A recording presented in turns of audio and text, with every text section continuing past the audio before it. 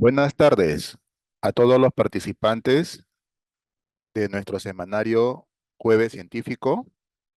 El día de hoy, 3 de abril del 2025, tenemos el tema citomorfología hematológica, donde estamos con la expositora, la doctora Miluska Virginia Mayuri Monsefú, que es médico patólogo clínico. La experiencia laboral de la doctora está como médico asistente del Laboratorio de Hematología Especial en el Instituto de Enfermedades Neoplásicas desde el año 2008. También está como médico asistente, médico jefe de laboratorio en SYNLAB.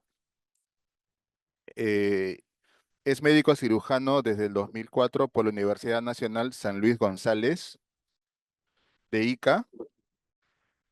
Es médico especialista en patología clínica desde el 2015 por la Universidad de San Martín de Porres. Tiene un diplomado de especialización en gerencia del laboratorio clínico en ESAN Lima. Tiene un diplomado en gerencia en salud pública del Colegio Médico de Ayacucho, en Perú. Docente invitada con el curso de oncohematología en la segunda especialidad de hematología en el laboratorio de la Universidad Norbert Wiener. Y es miembro titular de la Asociación Peruana de Patología Clínica. Doctora Miluska, bienvenida. Adelante, por favor.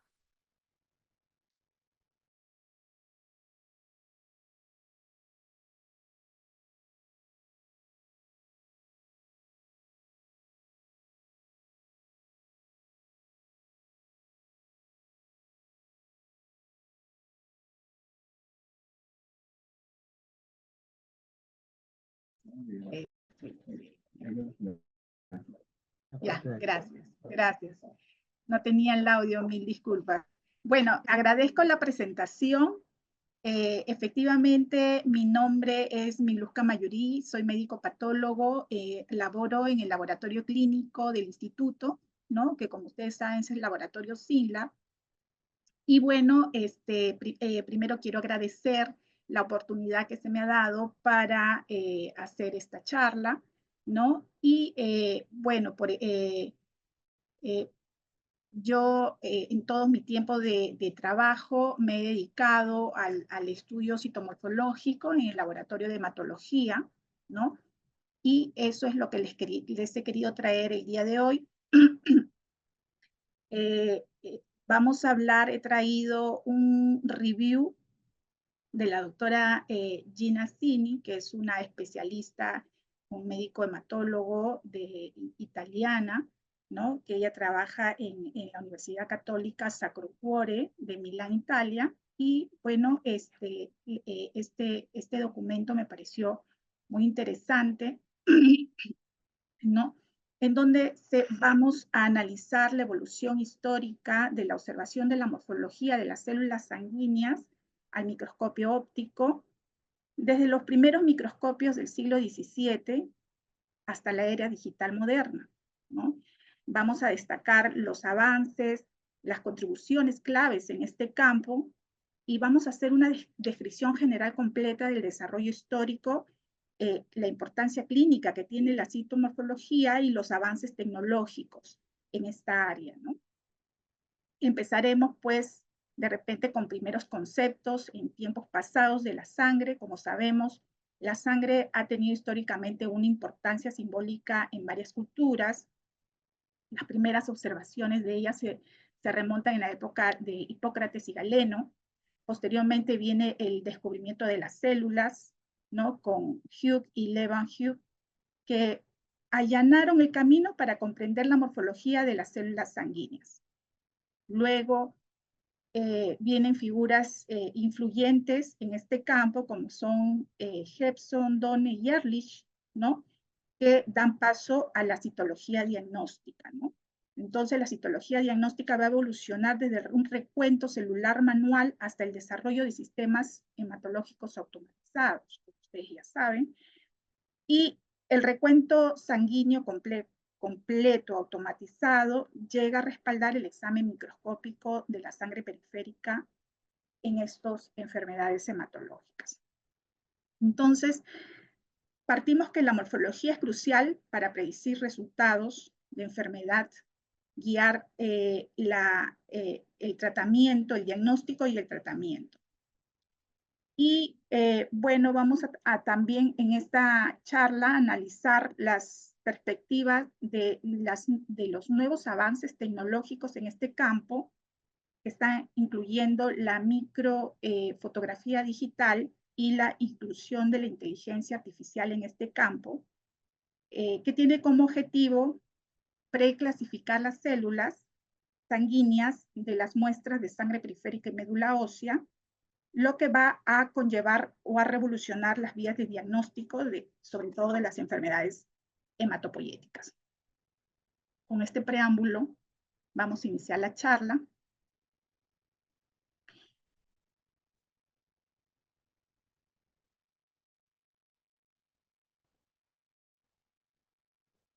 Bien.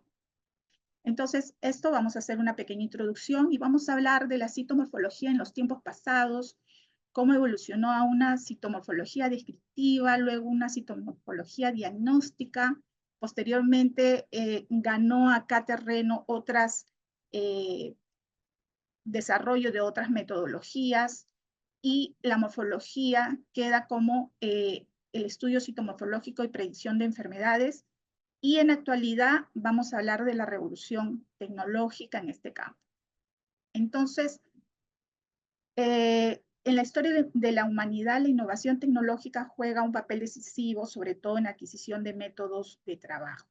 Entonces, es un proceso continuo, imparable, en donde lo nuevo, conforme avanza a nuestro conocimiento, se da cuenta que lo antiguo cumple una función irreemplazable, que hay que reinterpretarla y hay que reposicionar.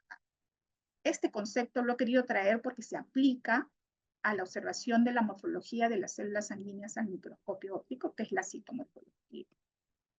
Entonces, nos remontamos a tiempos pasados en donde, como les comenté, la sangre siempre ha jugado un papel misterioso y simbólico en diferentes civilizaciones, independientemente de su geografía y cultura, ¿no? Empezamos con el pensamiento occidental, en donde la primera aproximación del pensamiento de qué era la sangre se remonta a la época hipocrática, del siglo I a.C., quien va a situar a la sangre dentro de los 4 humores responsables de los estados de salud y enfermedad, ¿no? Entonces acá tenemos la idea hipocrática basada en la teoría de los 4 humores, en donde se dice que la enfermedad resulta del desbalance de estas 4. Entonces es un concepto que prevaleció en la antigua Grecia. Posteriormente, en el siglo I después de Cristo, llega Galeno, que ya descubrió que las arterias, descubrió todo el sistema circulatorio y se evidenció que las arterias contenían sangre y no aire, ¿no? Entonces transforma el arte médico antiguo ya en una ciencia basada en la observación y la explicación racional de las cosas, ¿no? De cómo suceden los fenómenos. Entonces, entramos a la época de la citomorfología descriptiva, pero el descubrimiento de las células no habría sido posible sin los avances de la ciencia de los microscopios. O sea, vamos a hablar un poquito de ello. En los primeros instrumentos de microscopía se produjeron en los Países Bajos, en Middelburg, alrededor de los años 1600, un fabricante de lentes holandés llamado Zacharias Janssen o Hansen probablemente fabricó uno de los primeros microscopios que usaban 2 lentes, microscopios compuestos simples, que ampliaban el tamaño de los objetos a unas 20 o 30 veces, ¿no? Y ahí tenemos a Zacharias Janssen con el primer microscopio. Luego, esto no voy a entrar en detalle, son diseños de microscopios ópticos a través del tiempo, ¿no? Ahí vemos en la primera figura, no sé si se ve el puntero.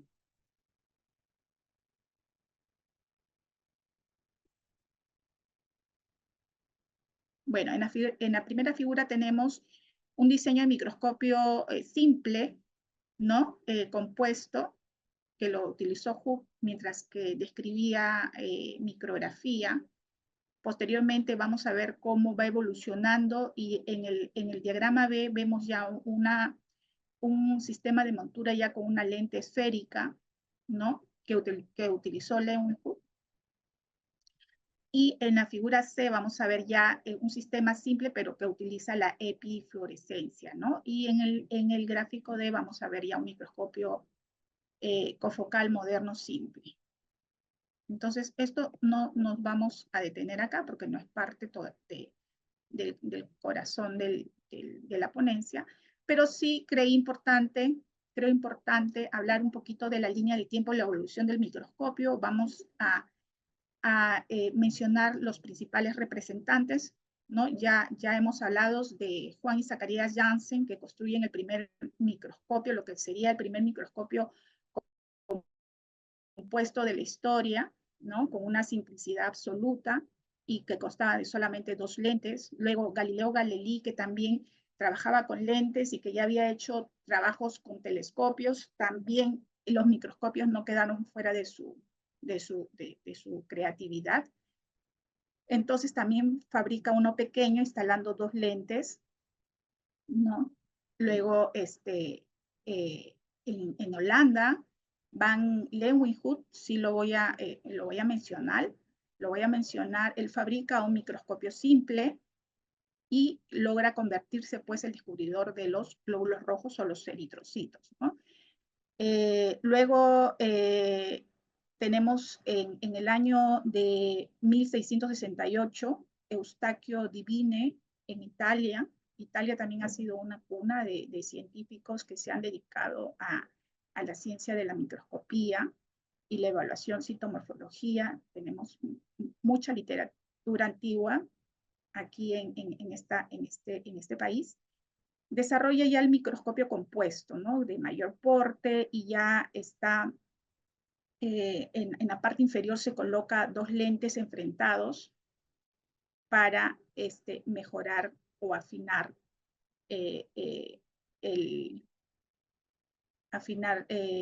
la visualización, ¿no? de los tejidos. Luego, en 1670, Christopher Cook y Robert Hooke usa aportando la construcción de otro diseño, ¿no? Son los responsables de crear un microscopio compuesto en donde Hooke acá logró observar las celdillas de corcho a la que le denominó células, ¿no? Células, él acuñó esta palabra células que tiene una importancia grande en la historia, ¿no? Y luego posteriormente ya en los años de 1700 en Inglaterra, Marshall mejora no solamente la tecnología de la platina, ¿no? Hace que se permita un mejor desplazamiento y una mejor observación por transparencia, sino también va a utilizar un tornillo paralelo que lo convierte como un micrométrico que va a aumentar así la agudeza del enfoque fino, que es parte del actual microscopio, ¿no? que nosotros tenemos. En 1715 nace el modelo de Liverpool, ya en la que contaba una pieza cóncava plateada que cumplía con funciones de un espejo de condensador, ¿no? Y posteriormente ya nos vamos hasta los años de 1880, en donde Nache fabrica un microscopio monocular que va a aportar adaptación de los binoculares, ¿no? Graduables del microscopio. Y también aparece el sistema de revólver, que es parte del microscopio actual, que nos va a permitir los cambios de los objetivos, ¿no? Y bueno, de ahí al siglo X, el microscopio conserva estas características generales que les he mencionado, que poco a poco se han ido añadiendo a través del tiempo, y ya hay modificaciones que van a mejorar algunas prestaciones sin apartarse de la esencia que se ha alcanzado hasta el momento, ¿no?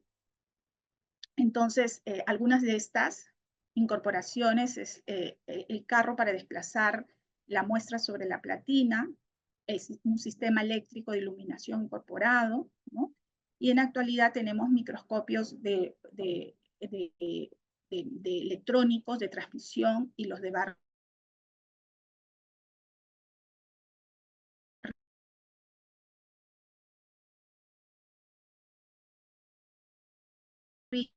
que son los fisios metálicos y orgánicos, ¿no? Entonces, esa es la línea del tiempo de la evolución del microscopio, y nos situamos ya en la era de la citomorfología descriptiva. Entonces, ya lo he mencionado, Robert Hood observó el trozo de corcho en el microscopio y le denominó celda, ¿no? Y este término de células, el descubrimiento de estas células es un término propuesto que ha impactado drásticamente la ciencia, ¿no? Anthony van Leeuwenhoek creó un microscopio de lente única y en 1661 alcanzó a observar y describir los glóbulos rojos y los espermatozoides, denominándolos animáculos vivos. Entonces, estamos en una época, situados en una época de la citomorfología descriptiva. Es meritorio mencionar también a William Hewson, considerado el padre de la hematología. Fue un anatomista británico, pionero en la hematología a mediados del siglo XVIII. Fue el primero en estudiar, describir la forma y la función de los glóbulos rojos, los glóbulos blancos, el sistema linfático, el vaso, el timo y el vaso. Entonces, la era morfológica de la hematología comenzó a mediados del siglo XIX con la citomorfología descriptiva, ¿no? Se desarrolló el primer microscopio óptico binocular y la microfotografía recién inventada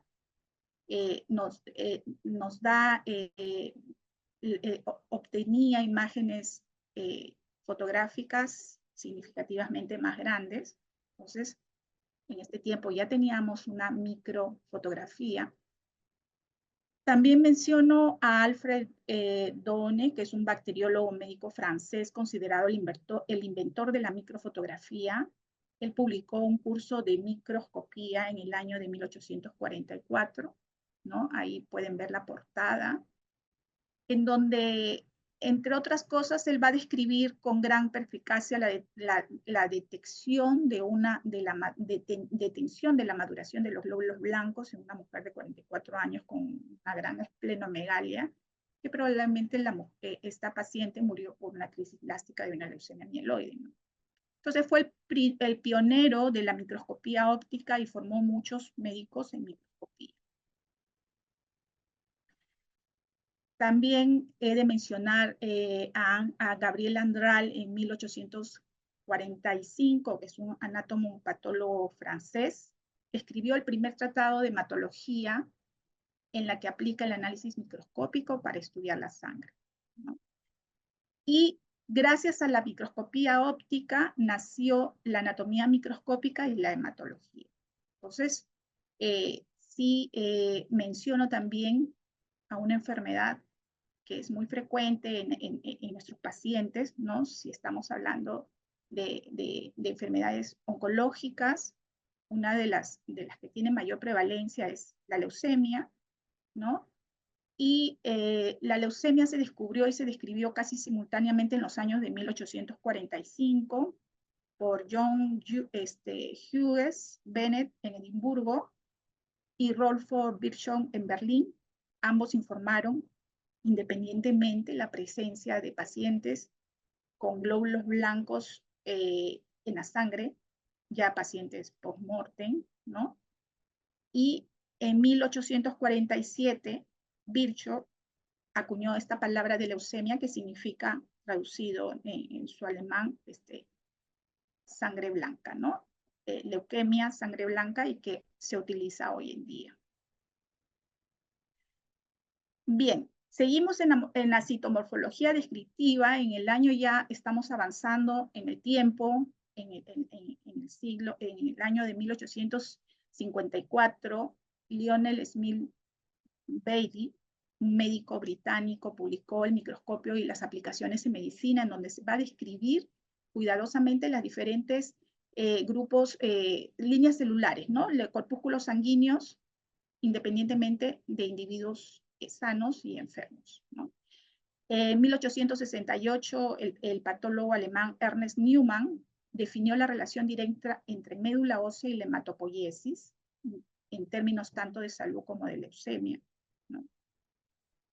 En 1876, Mosler utilizó ya un taladro de madera para aspirar partículas de médula ósea en un paciente con leucemia, introduciendo la definición de punción de médula ósea para un diagnóstico apropiado, pero eran en pacientes post-mortem, ¿no? Y acá menciono a Paul Ehrlich, que es un microbiólogo inmunólogo alemán que recibió un premio Nobel en 1908 por desarrollar la quimioterapia y sobre todo que inventó métodos de tinción de tejidos para distinguir y clasificar diferentes tipos de células, ¿no? Que es lo que usamos actualmente, ¿no? Estos métodos de tinción para a través de la microscopía óptica poder hacer la diferenciación morfológica de las células sanguíneas. Entonces, Ehrlich tuvo un papel muy importante en el desarrollo de la citomorfología. Avanzando en el tiempo, en 1900, ya entrando al siglo XX, el hematólogo suizo Nayeli identificó el mieloblasto y el linfoblasto como ancestro de los granulocitos y los linfocitos, ¿no? Y adquirió el concepto de la existencia de una célula madre que tiene la capacidad de autorrenovación, ¿no? Y diferenciación a diferentes tipos celulares, pero sin embargo había en esa época mucho debate, ¿no? Si se trataba de una célula madre común, como sostenía Virchow, o se trataba de precursores leucocitos y linfocitos, mielocitos indistintamente en la teoría dualista de Rich, ¿no? Entonces esas son las primeras concepciones que se tenían y el desarrollo de la citomorfología digestiva a inicios del siglo, en el siglo XIX y a inicios del siglo XX. Entonces, el desarrollo de estas técnicas microscópicas y sobre todo de los métodos de tinción de estas células sanguíneas se convirtieron en esta época poderosos instrumentos para comprender las enfermedades hematológicas, ¿no? Sobre todo se tenía mucho interés en el estudio de las leucemias agudas y crónicas. Sobre todo esto ocupó todo el siglo XX. Seguimos avanzando a través del tiempo y llegamos a 1913, ya a inicios del siglo XX, y ya se identificaron 4 tipos de leucemias, ¿no? En 1953, Fritz Zernike, un físico holandés, recibió el premio Nobel por la invención de un microscopio de contraste de fases. Este microscopio nos permite observar células vivas y bacterias, incluidos los procesos de división celular. Avanzando ya la primera mitad del siglo XX, la determinación colorimétrica de la hemoglobina era manual y el recuento de células sanguíneas periféricas, de la sangre periférica, era a través del microscopio, ¿no?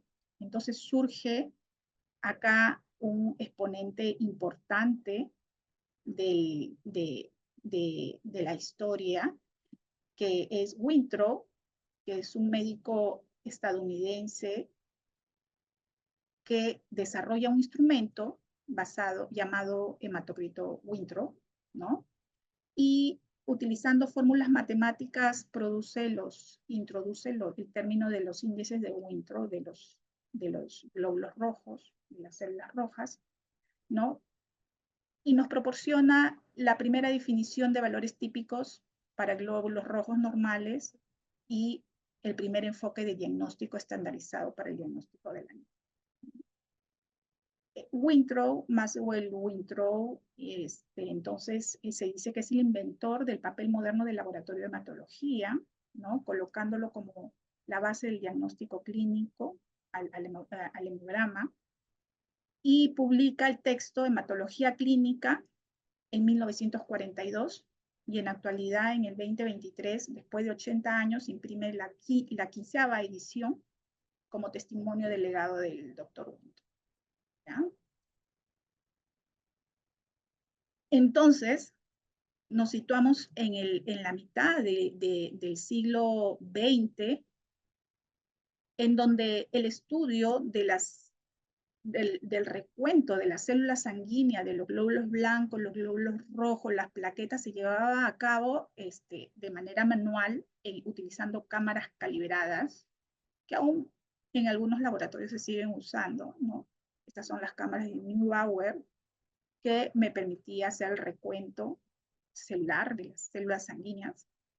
Y la morfología celular, la evaluación, se realizaba a través del microscopio óptico, ¿no? La evaluación citoquímica, la evaluación morfológica eran las únicas técnicas diagnósticas en la primera mitad del siglo XX disponibles para hacer la identificación y la diferenciación de las células normales y las patológicas, ¿no? Esas eran las herramientas que teníamos en esa época. Luego ya entramos a la citomorfología diagnóstica. Ya a partir de la segunda mitad del siglo XX, el laboratorio de hematología ha experimentado un cambio rápido, relevante en cuanto al desarrollo tecnológico, sobre todo el análisis de la sangre periférica. Ya en el año 1956 se comercializó el primer hemocitómetro, que es un contador semiautomático de las células de la sangre. Estas se cuentan en una suspensión fluida que utiliza el principio de Coulter, ¿no? Es Wallace Coulter quien fue el autor desarrolló esta teoría y el inventor de este equipo semiautomatizado, ¿no? Entonces, las células sanguíneas se logran identificar, se logran contar en función a la diferencia de conductividad eléctrica. Ese es el fundamento oculto. Y en la década de 1970, de los 60 y los 70, esta revolución tecnológica se completó con la introducción del estudio citoquímico. Estos estudios citoquímicos son coloraciones especiales que aún se realizan en algunos laboratorios especializados, en donde se utiliza pues la actividad de algunas enzimas que se encuentran en las células, y el fundamento es causar una reacción bioquímica con un precipitado que se pueda observar a través del microscopio óptico, ¿no? Uno de los principales estudios citoquímicos que aún se realiza es la coloración de la peroxidasa. También tenemos la coloración de azul de Prusia, las coloraciones de la esterasa, específica, no específica, que me ayuda a evaluar de manera morfológica las diferentes líneas celulares, ¿no? Por ejemplo, acá tenemos una microfotografía con una coloración de peroxidasa que vemos que hay pues, la reacción, la vemos a través del microscopio óptico y que puede tener una reacción granular, que puede ser fina, puede ser gruesa, ¿no? Son estudios complementarios a la citomorfología, ¿no? La citoquímica. Entonces ya en los años 70 se se adiciona esta herramienta que junto con la citomorfología me va a ayudar a clasificar las enfermedades hematológicas, ¿no? Sobre todo orientándome a la parte de la oncomatología que nos orienta. Continuamos con la parte, la citomorfología diagnóstica, ¿no? Los sistemas hematológicos automatizados a través de los años cada vez se han introducido equipos más complejos, ¿no? Aumentando la riqueza de datos que entregamos al clínico, y el análisis de sangre se convierte rápidamente en una prueba económica y que es la más extendida principalmente por su exactitud y precisión de los resultados, ¿no? Por el valor clínico que tiene para detectar enfermedad, orientar diagnóstico y seguimiento, tanto en trastornos hematológicos como no hematológicos, ¿no? Y se constituye pues una prueba de bajo costo, ¿no? En la actualidad estamos ya a ese nivel. Entonces, el hemograma el día de hoy es una prueba de laboratorio esencial que tiene un valor clínico que ya está plenamente comprendido, ¿no? Y Berenhoven profetizó el futuro de la automatización al introducir el concepto de recuento diferencial extendido, ¿no? Que es el reemplazo del informe instrumental de poblaciones celulares anormales por un recuento individual de dichas células, ¿no? Entonces, ya habla de que el estudio citomorfológico puede ser reemplazado por este estudio automatizado, ¿no? Entonces, estos equipos van a ser capaces de reconocer los granulocitos inmaduros, los blastos, los glóbulos rojos nucleados, además ya de los 5 tipos de celulares que normalmente se encuentran en la sangre periférica. Entonces, ¿qué pasa con la citomorfología? Citomorfología en el laboratorio se le dieron nuevas funciones al examen microscópico, ¿no? Y la función de proporcionar un diferencial glicositario de referencia para los sistemas automatizados, ¿no? Y evaluar y validar aquellas muestras que presentan anormalidades cuantitativas o cualitativas en el informe del instrumento. Entonces, así nació la llamada hematología más allá de la microscopía, con el tema de la automatización. No me voy a enfocar mucho en la automatización porque no es el tema de la exposición, ¿no? Pero la citomorfología va muy ligada a este desarrollo tecnológico. Entonces, para estas nuevas tareas que se le da al estudio morfológico, se publican documentos de consenso que nos van a dar lineamientos, nos van a dar pautas rigurosas, estándares de referencia, que van a ser actualizadas periódicamente por grupos internacionales, ¿no? Como son CLCI, que es el Instituto de Estandarización del Laboratorio Clínico, y CSH, que es el Comité de Estandarización en Hematología, Comité Internacional, y la OMS, ¿no? Son los principales grupos internacionales que nos van a dar las pautas y de las cuales nosotros nos regimos, adoptamos las que se pueden incluir dentro de nuestra realidad. Bien, he querido hablar de la parte de cómo fue la evolución del estudio de la médula ósea, que me parece importante. Y ya desde el siglo XIX se reportaron varias descripciones de observaciones microscópicas de la médula ósea. Ya hemos hablado de quién hizo la primera punción juntalada de madera de la médula ósea de pacientes cadavéricos, ¿no?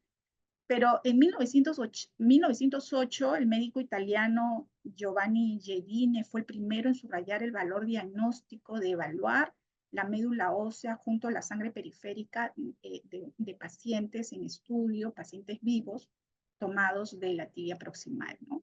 Entonces, él es el que recomienda la importancia de hacer una observación contextual del aspirado de médula ósea, sangre periférica y la biopsia de la médula ósea. Y esto lo muestra pues en algunas publicaciones que él hizo, por ejemplo acá en esta publicación de medicina italiana, la clínica médica italiana, ¿no? Gedine hace sus publicaciones en relación a este tema. También ya en el siglo XX se mejoran las técnicas de aspiración y biopsia, ¿no? Y ya se constituye como una prueba indispensable para el diagnóstico. Sobre todo en esa época estaban muy centrados en lo que era la leucemia. Y la citomorfología se abre un campo de aplicación para el diagnóstico, ¿no? En este periodo se hicieron intentos de clasificar las neoplasias hematológicas a partir de las leucemias, y en 1958 aparece la primera clasificación moderna, que fue en Italia, ¿no? Se reconoció a un progenitor hematopoyético común tanto para linaje mieloide como linfoide, y definió las leucemias agudas como enfermedades de tejido hematopoyéticos debido a la proliferación tumoral, ¿no? Que se va a caracterizar como una proliferación tumoral, infiltración de estas células inmaduras o células atípicas en diversos órganos y tejidos del cuerpo, ¿no? Estos son los primeros publicaciones en cuanto a la clasificación de las enfermedades hematológicas, ¿no? La neoplasia hematológica. En 1976 se publicó la primera clasificación que fue adoptada a nivel mundial, que fue la clasificación de la FAB franco-americana británica en este año, ya casi, ya más de la mitad del siglo XX, en donde la clasificación de estas neoplasias hematológicas estaba basada con las únicas herramientas eran la citomorfología y la citoquímica. Ya en el año de 1999 se publicó un primer informe de la clasificación hecha por la Organización Mundial de la Salud de una clasificación de los tumores hematopoyéticos y linfoides, en donde se realizó un consenso y se utilizó toda la información morfológica, citoquímica y nuevas técnicas, como es el inmunofenotipo, la genética y el estudio, en este caso, hasta esta época se utilizaron esas tres y la parte clínica también. Entonces, nos da un primer enfoque de la clasificación en el año 2021. La Organización Mundial de la Salud publica este libro de clasificación de las neoplasias hematológicas. Desde la clasificación FAB en 1976 hasta la clasificación o la última revisión dada por la Organización Mundial de la Salud en el 2022, el porcentaje de blastos todavía sigue siendo un factor significativo en el diagnóstico, en la subclasificación y pronóstico y progresión de las enfermedades hematológicas. Entonces, aún la citomorfología, este recuento de blastos se hace por citomorfología, ¿no? Y acá vemos la clasificación en el 2022, la cuarta edición del OMS es revisada, ¿no? Y aún conserva ese umbral del 20% de blastos para definir leucemia aguda, sobre todo en las neoplasias que son calificadas por morfología, ¿no? Entonces, como les comenté, el desarrollo de otras técnicas de diagnóstico, como son las técnicas citogenéticas y moleculares, en los últimos años ha impactado grandemente la clasificación de las neoplasias hematológicas y que tiene mucho que ver con el pronóstico y tratamiento de estas enfermedades, ¿no? Entonces, estamos hablando en la actualidad, tenemos dos clasificaciones de estas neoplasias hematológicas publicadas en el 2022, una de la OMS en su quinta edición y otra que nos da la clasificación del consenso internacional, que tienen algunas diferencias entre ellas. No es el tema de hoy, así que simplemente lo menciono como parte de cómo se ha desarrollado la clasificación de estas enfermedades, ¿no? Entonces ya entramos a lo que es el rol de la morfología en la predicción de las enfermedades, ¿no? Entonces la evaluación de las células sanguíneas al microscopio óptico sigue siendo el método de referencia para un análisis tanto de cantidad como de calidad de todas las células hematopoyéticas en el frotis de sangre periférica y médula ósea. Sin embargo, en la actualidad, debido a estas nuevas técnicas de diagnóstico innovadoras, ha cambiado la perspectiva del estudio citomorfológico de una herramienta diagnóstica en los años de los 70 y de los 60 a una herramienta de cribado y diagnóstico predictivo, ¿no? Entonces, se considera la morfología como el primer paso de la ruta diagnóstica, pero es necesario enfatizar que la citomorfología tiene características únicas, que son la inmediatez, ¿no? Un estudio por citometría, un estudio citogenético, un estudio molecular, no la vamos a tener el resultado tan inmediato como la evaluación de la morfología, ¿no? Además de la relación costo-eficacia, ¿no? Y que va a permitir pues una identificación oportuna, rápida, de pacientes que posteriormente requieren otras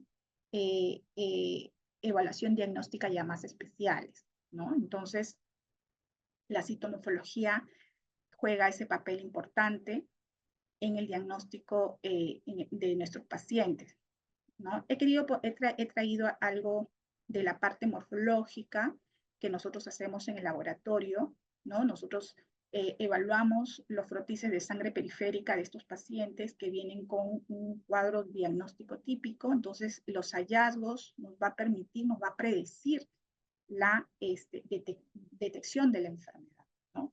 Por ejemplo, si al estudio de la lámina periférica nosotros observamos estas células que son grandes, que tienen una cromatina laxa, la presencia de nucleolos, que las denominamos blastos y que sabemos las características morfológicas, entonces me va a predecir que ese paciente está haciendo un cuadro de leucemia. Si pasa el 20% en sangre periférica, entonces estamos frente a un cuadro de leucemia aguda. Y aún más si vemos algunas alteraciones morfológicas características, como son la presencia de algunos gránulos anómalos. En este caso he traído una figura de un blasto con esta presencia de un cuerpo de Auer, que es la disposición anómala de los gránulos, siendo esto patognomónico de estirpe mieloide, ¿no? Entonces, estamos frente a blastos de estirpe mieloide. Estos hallazgos morfológicos son clínicamente relevantes. Y el ejemplo más importante es el ejemplo de la detección de estas células, ¿no? Por ejemplo, acá tenemos la detección de la morfología de los promielocitos anómalos en sangre periférica, que juega un papel importante en la detección de la enfermedad que es la leucemia promielocítica aguda, que es una urgencia hematológica, ¿no? Y que solamente identificación de este tipo de célula, no,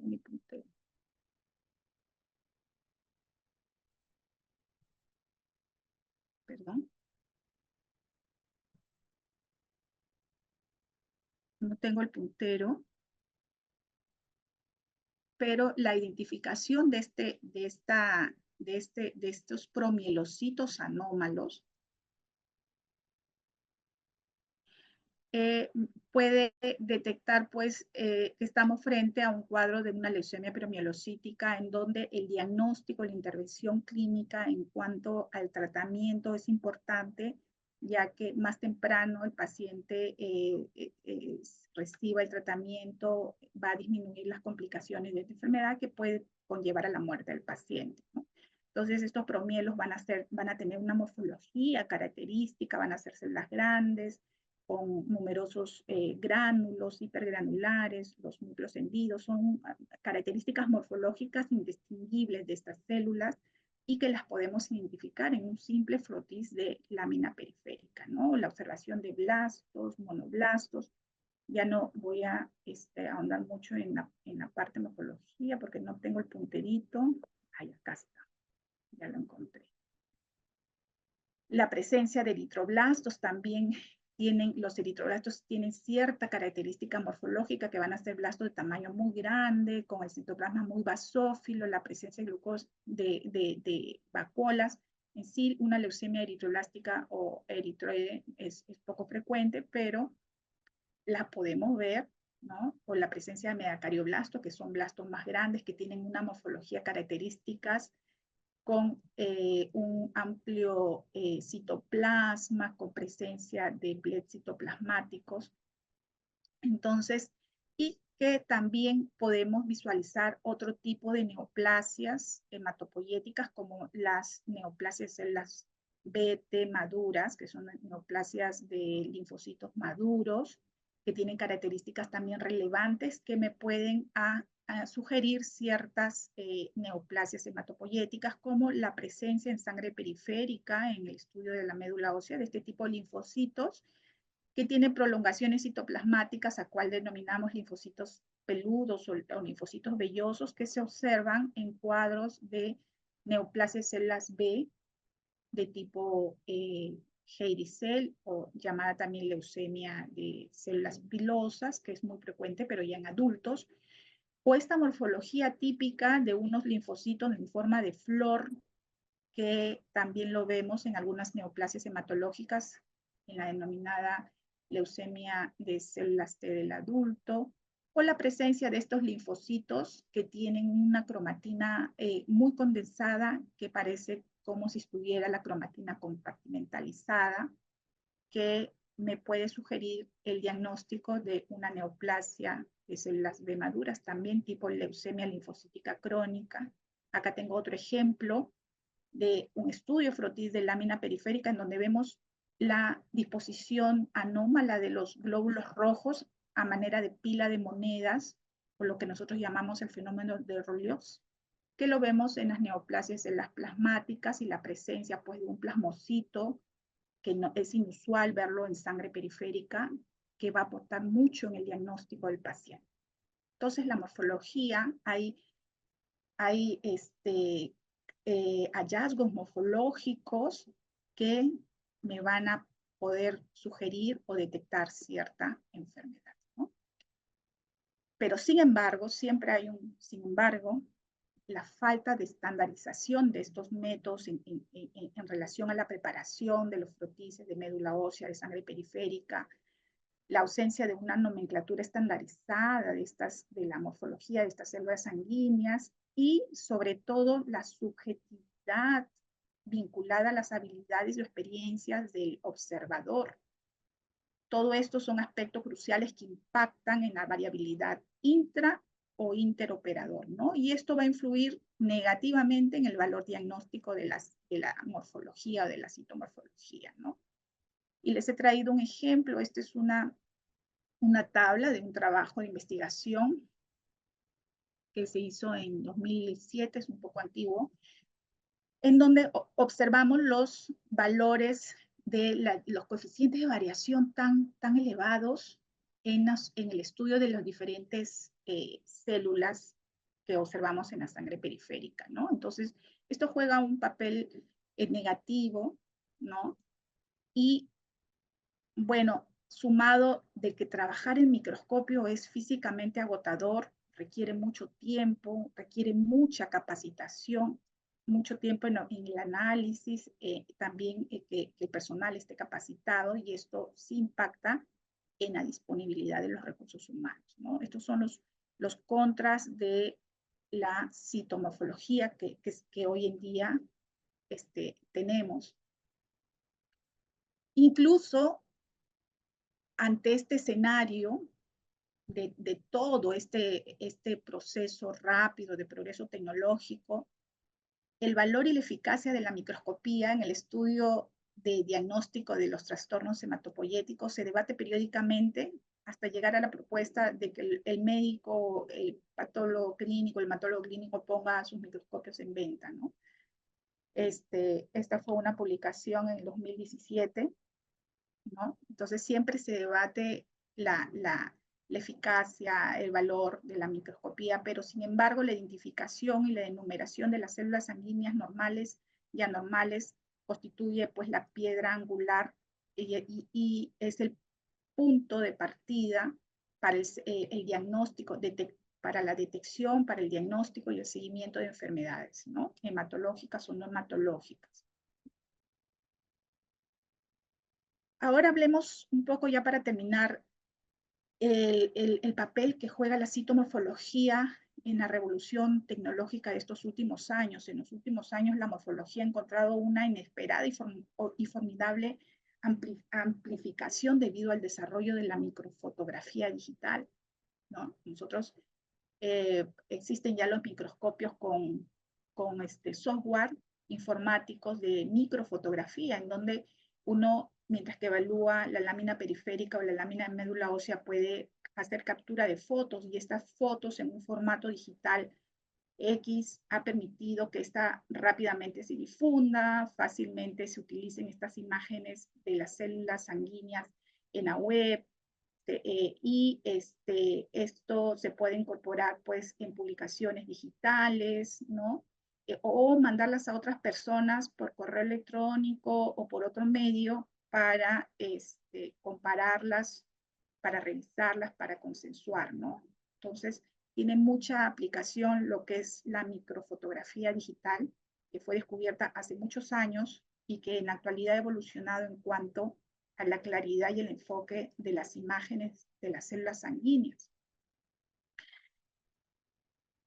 La computadora y la cámara digital van a representar herramientas efectivas, robustas, que mejoran sobre todo la investigación y la educación en este campo. Y esto sumado en estos últimos años a la tecnología de inteligencia artificial aplicada a la microfotografía ha desencadenado pues una formidable revolución sin precedentes en el uso de la morfología de las células sanguíneas. Vamos a hablar un poquito de esto. Esto ya es lo nuevo en donde estamos en la actualidad. Y ya hay varios sistemas de inteligencia artificial aplicados a la microscopía digital y son una realidad hoy en nuestros laboratorios, ¿no? En el Perú sí hay ya equipos automatizados de microscopía que utilizan inteligencia artificial, que proporciona excelentes sistemas de preclasificación de células, ¿no? Esto va a permitir que se realicen consultorías, se realice una revisión remota, va a reducir la fatiga de estar sentado en un microscopio revisando pues las láminas, va a reducir costos, va a reducir número de revisiones, va a facilitar la mejora en la educación de la morfología, tanto en el laboratorio como interlaboratorio, va a estandarizar, va a permitir una armonización, una revisión por pares, ¿no? Entonces todo esto tiene una implicancia, unos beneficios que los vamos a ver a continuación. Entonces, las células, mediante estos software de inteligencia artificial, se van a preclasificar automáticamente, no en función como utilizan las otras metodologías de físico-químicas o inmunológicas como la citometría de flujo, ¿no? Sino es un proceso de conexiones ópticas cerebrales artificiales que van a permitir el reconocer las células ya no en el microscopio, sino en una pantalla. Entonces, esto más o menos es la base de modelos aplicados basados de inteligencia artificial, basados en lo que es el aprendizaje automático. Aquí hablan de aprendizaje automático, aprendizaje profundo. Todas estas son herramientas de la inteligencia artificial, ¿no? Son microscopios robotizados que van a escanear, van a mapear toda la lámina periférica, ¿no? Van a capturar imágenes digitalizadas que se van a segmentar y mediante eh, la utilización de esta inteligencia artificial de conocimientos, van a preclasificar estas imágenes según el tipo de célula, ¿no? Incluso se puede utilizar también los hallazgos clínicos, los hallazgos genéticos y moleculares para hacer el diagnóstico, ¿no? Entonces, todo eso es una visión amplia que tiene la inteligencia artificial aplicada en el campo de la hematología. Esto, por ejemplo, es un proceso de la clasificación de células anormales utilizando se llaman redes neuronales, estas software o estos sistemas de inteligencia artificial. Uno de ellos conocido es el CellaVision, en donde se hace el escaneo de la lámina periférica, ¿no? Y se hace la captura de imágenes, ¿no? Y automáticamente mediante estas herramientas de inteligencia artificial que llamamos, son varias herramientas que utiliza la inteligencia artificial, va a poder clasificar a las células según su morfología, ¿no? Según el tipo, glóbulos rojos, glóbulos blancos, plaquetas. Nos va a mostrar si hay algún desorden de ella. En este caso nos muestra pues una galería de blastos, ¿no? Estamos hablando de que se trata de un tipo de leucemia, de leucemia aguda. Nos va a mostrar también el desorden o cuáles son las alteraciones morfológicas en los glóbulos blancos, en los glóbulos rojos y en las plaquetas, ¿no? Entonces, esto es un modelo de una red neuronal artificial. El nuevo desafío refiere la preclasificación de las células en médula ósea.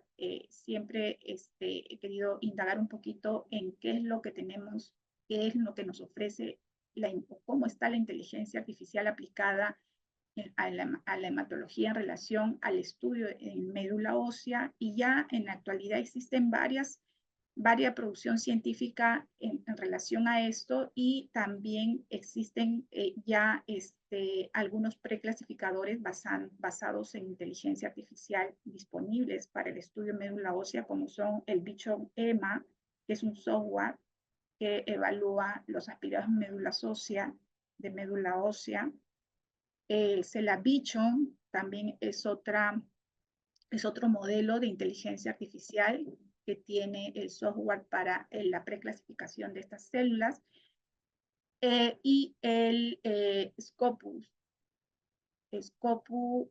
que es un modelo de inteligencia artificial chino que también evalúa el MantisScope, ¿no? Estos son los principales software o modelos de inteligencia artificial aplicados en el estudio de lo que es la preclasificación de las células en médula ósea.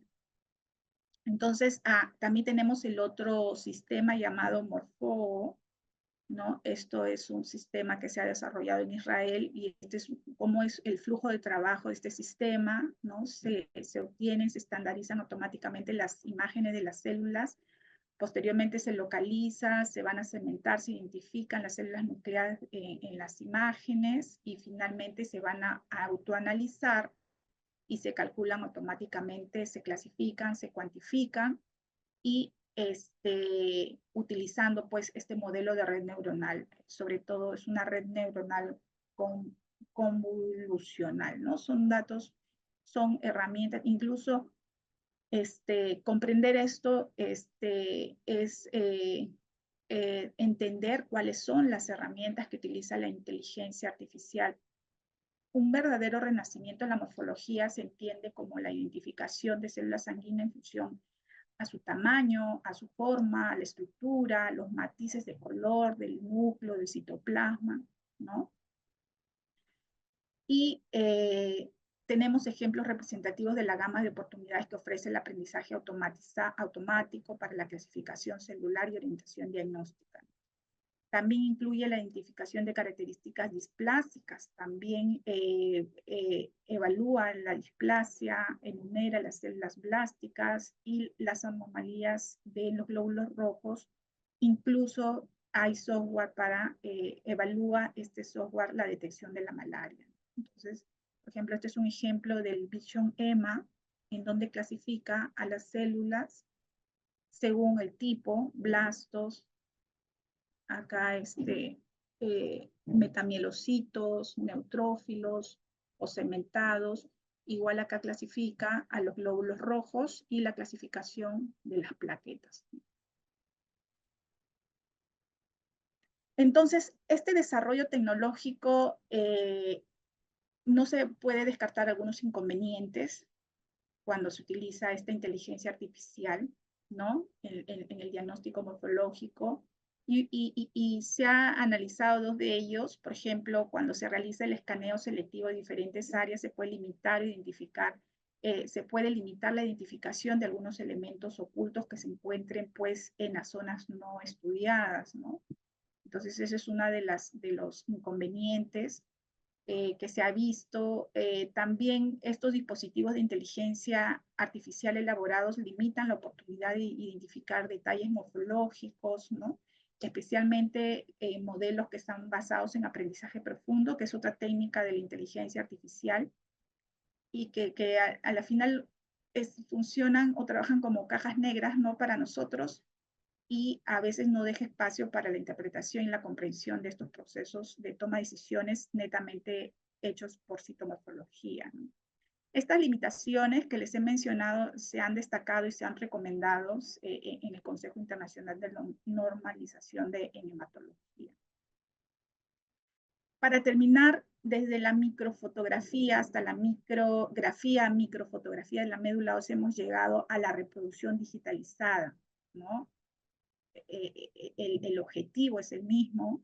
El objetivo es identificar, contar células sanguíneas para permitir a nuestros pacientes un diagnóstico clínico rápido y eficaz. Bueno, con esto termino esta ponencia y quedo en espera de si tuvieran alguna consulta